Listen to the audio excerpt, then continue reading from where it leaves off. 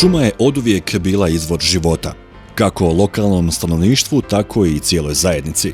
Neosporno je da danas, u 21. stoljeću, šuma i dalje predstavlja snažan razvojni potencijal, a najbolji primjer su šume u razvijenim evropskim zemljama. Europske šume su važan izvor zapošljavanja i bioraznolikosti.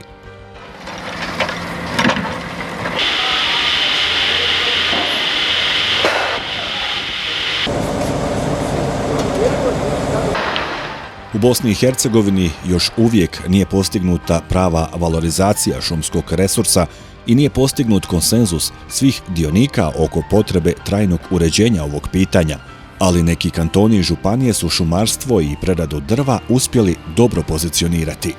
Šume kao vrlo bitan segment razvoja ove naše Herceg-bosanske županije, pored poljoprivrede i energetike, i u narednom razvoju bit će predmet našega interesiranja i nadam se da ćemo zajedno sa šumsko-gospodarskim društvom uspjeti da odgovorimo na jedan takav vrlo bitan segment našega razvoja i u budućnosti želimo temeljiti svoj gospodarski razvoj na šumarstvu, a i na njemu utemeljenoj drvnoj industriji. U stručnim krugovima prevladava mišljenje da bi šuma i drvo u Bosni i Hercegovini trebali postati strateški proizvodi. Herceg-bosanske šume žele postići još bolje stanje šuma i šumarstvo dovesti na važnu poziciju u gospodarstvu. One imaju tradiciju, kadrove i stručno znanje. One imaju kvalitetnu sirovinu. Za šume danas kažemo da su bogate u smislu bioraznolikosti, ali su sve više pod pritiskom što zbog sirovinske potražnje, što zbog klimatskih promjena. I kod nas je ovakva situacija u zadnje vrijeme. Što se tiče ovog sektora šumarstva i drvne industrije u Bosni i Hercegovini, potrebito je što efikasnije korištenje prirodnih resursa na ekološki održiv način šuma posebice, ali i razvoja i primjene inovacija, nove proizvodne filozofije u domaćoj proizvodnji, orijentiranoj što više na finalnu potrošnju, kako bi ista postala moderna, konkurentna i profitabilna.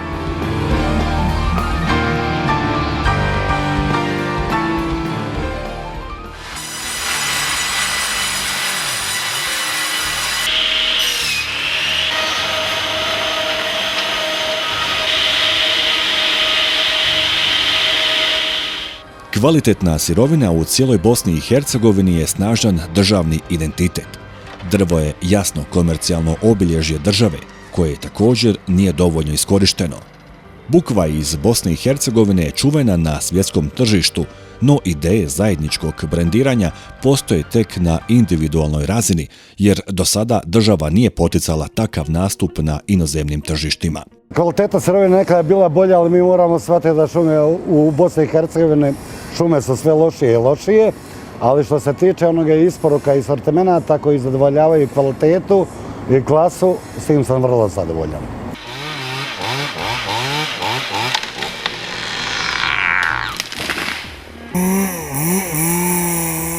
Tu su i ključna ograničenja u zakonodavnoj sferi, budući da je tek sad na federalnoj razini spreman prijedlog zakona o šumama.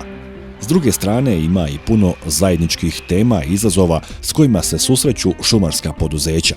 Jedna od velikih mogućnosti je uključivanje šumarstva u Europsku agendu i pristupanje, što je sada i formalno zaživjelo. Naš je cilj u što većoj mjeri iskoristiti najbolja EU iskustva u šumarstvu i ta iskustva primijeniti u Bosni i Hercegovini.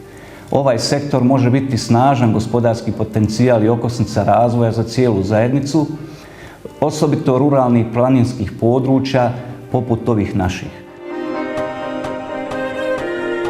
Šumarstvu je evropski proces dobra prilika da se oslobodi starog pristupa koji je ponekad tradicionalan i konzervativan, s obzirom da se sporo usvajaju promjene.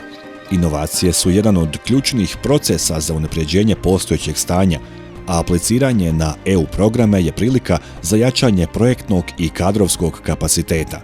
Izgradnja kapaciteta je jedan od ključnih procesa na svim razinama.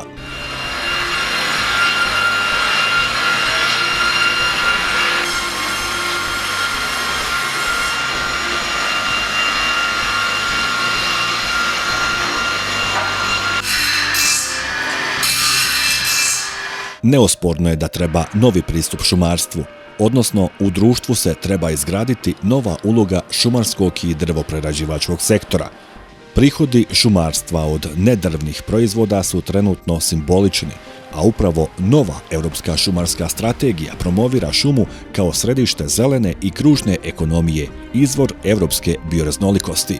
Šumu treba otvoriti prema društvu, ali na način koji će spriječiti njezinu moguću devastaciju ili pretjeranu eksploataciju. Šuma se mora čim više integrirati u društvo i treba preuzeti važne odgojne i društvene funkcije. Stalne škole u prirodi, poticanje natječaja za učeničke radove, fotografije ili izrada tematskih šumskih filmova mogu biti dobri početni projekti. Treba spomenuti i trgovanje CO2 kvotama koje nekim šumama u svijetu donosi i do 30% izvanrednih prihoda, a u ovom dijelu Europe postoji slabo poznavanje tog procesa.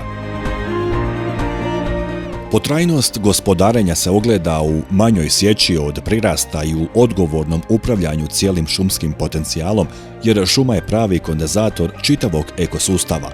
Važno je provoditi sve aktivnosti predviđene 10-godišnjim osnovama, prije svega intenzivno pošumljavanje i stalno povećanje šumskih površina. Od šumskog sadnog materijala koji proizvodimo uglavnom za vlastite potrebe za pošumljavanje, proizvodimo crni bijeli bor, smreku, jelu, muniku i od lišćara proizvodimo javor, jasen, divlju trešnju, divlju krušku, divlju jabuku te jerebiku. Godišnja proizvodnja šumskog sadnog materijala je negdje sad trenutno oko 700.000 komada, mada su naši kapaciteti do 1.500.000 komada.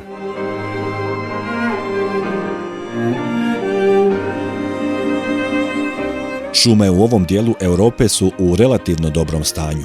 U većini zemalja šumovitost je od 30 do 60%, a šumarstvo mora biti u stalnoj komunikaciji s drvnom industrijom, glavnim kupcem koji iz te kvalitetne sirovine treba napraviti profitabilne proizvode.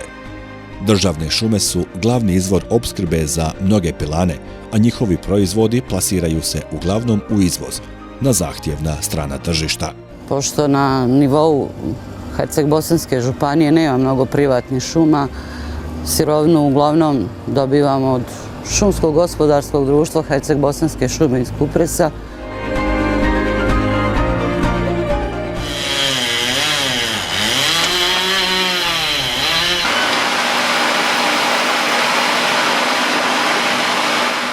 Pilane su posljednjih godina pod velikim tržišnim pritiskom.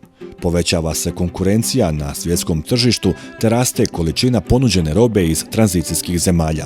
Neke zemlje otvoreno štite svoje drvne proizvode i na razne načine potiču svoje drvoprerađivače u ostvarivanju bolje međunarodne konkurentnosti. Važan dio prerade odnosi se na biomasu. Postoji veliki pomak u njenom korištenju u odnosu na prethodno razdoblje, ali i dalje se energetsko drvo uglavnom izvozi, umjesto da se popravi energetska bilanca i da se približimo europskim energetskim ciljevima u pogledu korištenja obnovljivih izvora energije. Tvornica peleta Woodland radi već 3. godinu i već 2 godine imamo sertifikat FSC-a u suradnji sa šumama HB. Dobili smo prošle godine sertifikat EN plus A2. U gospodarenju šumom ima dosta neiskorištenih mogućnosti za sakupljanje i korištenje šumskog ostatka debljine ispod 8 cm, koji za sada ostaju u šumi. Treba spomenuti i sadnju brzo rastućih energetskih nasada, koji bi mogli biti rješenje za zapuštene pašnjake ili močvarna polja. Ključni izazov odnosi se upravo na kreiranje projekata koji će imati za cilj moguću implementaciju programa financiranih europskim novcem. Važno je također da su kupci zadovoljni. Glavni dobavljač sirovine nam je Herceg-Bosanske šume. Imamo s njima dugogodišnju suradnju, negdje preko nekih 10-ak godina i više. Osim piljene građe, sve se više proizvodi namještaj, elementi za stolariju ili parket. Izvoz je i dalje glavni tržišni imperativ drvoprerađivača.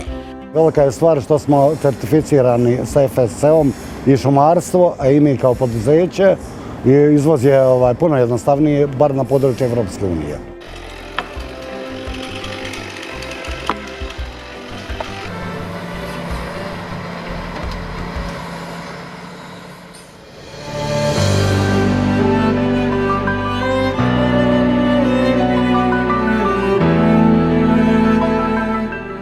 Šumarstvo i prerada drva su međusobno povezani sektori koji se moraju nadopunjavati te mogu zajednički potaknuti otvaranje programa podrške na području ruralnog razvoja. Organizacija glavne sektorske konferencije na Kupresu upravo ima za cilj promociju ruralnog prostora koji raspolaže velikim razvojnim potencijalima. Ruralna područja mogu biti pokretač društvenog razvoja, a šumarstvo zbog svojih poznatih prednosti i ekološke pozadine treba odigrati jednu od temeljnih razvojnih uloga. Nadamo se da će ova konferencija potvrditi navedeno ili da će u krajnjem slučaju dati puno precizniju sliku o tome kakvo je stanje u sektoru te o tome što nas očekuje narednih godina.